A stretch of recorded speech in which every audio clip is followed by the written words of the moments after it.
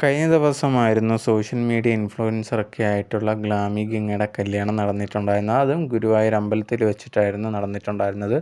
ആ ഒരു കല്യാണത്തിൻ്റെ വീഡിയോസും ഫോട്ടോസും ഒക്കെ സോഷ്യൽ മീഡിയയിൽ ഭയങ്കരമായിട്ട് ലൈക്സൊക്കെ കിട്ടിക്കൊണ്ടിരിക്കുകയാണ്. അങ്ങനെ ഇരിക്കുന്നതിൻ്റെ ഇടയിലാണ് ഇപ്പം അവർക്കെതിരെയൊക്കെ ഭയങ്കര രൂക്ഷമായിട്ട് കുറേയധികം പേര് സോഷ്യൽ മീഡിയയിൽ നെഗറ്റീവായിട്ടൊക്കെ കമൻറ്റ്സ് ഇടുന്നത്. അതിന് മെയിനായിട്ടുള്ള കാര്യം എന്ന് പറഞ്ഞാൽ ഗുരുവായൂർ അമ്പലത്തിൽ വെച്ച് ആ ഒരു ചടങ്ങൊക്കെ നടന്നതിന് ശേഷം വീഡിയോസും കാര്യങ്ങളൊക്കെ എടുത്തിട്ടുണ്ടായിരുന്നു. അതിനകത്ത് നിങ്ങൾ ഫോട്ടോസ് ഇപ്പോൾ ലേറ്റസ്റ്റായിട്ട് കണ്ടാലൊക്കെ എടുത്തുകൊണ്ടൊക്കെ ഗംഗയുണ്ടെങ്കിൽ എടുത്തുകൊണ്ടൊക്കെ പോകുന്നൊരു വീഡിയോ ഒക്കെ എടുത്തിട്ടുണ്ടായിരുന്നു. അതിനൊക്കെ താഴെ വന്നിട്ട് ഇങ്ങനെയൊക്കെയാണ് അമ്പലത്തിൽ വന്നിട്ട് പെരുമാറുന്നത്, നിങ്ങൾക്ക് എന്താണ് ഇതിനെപ്പറ്റി ഒന്നും ചിന്തിക്കത്തില്ല, അമ്പലത്തിലാണ് നിൽക്കുന്നത് എന്നുള്ളൊരു കാര്യം.